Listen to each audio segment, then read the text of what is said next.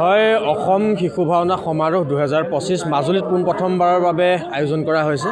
মধ্য মাজুলী শিল্পী সমাজৰ উদ্যোগত মাজুলীবাসীৰ ৰাইজৰ আতিথ্যত আৰু অসমবাসীৰ ৰাইজৰ সহায় সহযোগত এই অনুষ্ঠানটি আয়োজিত হৈছে।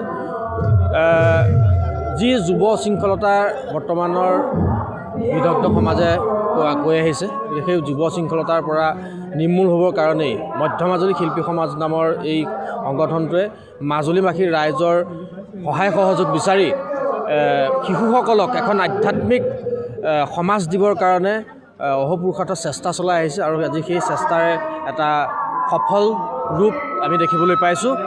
আজি তৃতীয়টো দিন আৰু আমি 8টাকৈ দিন বাকী আছে।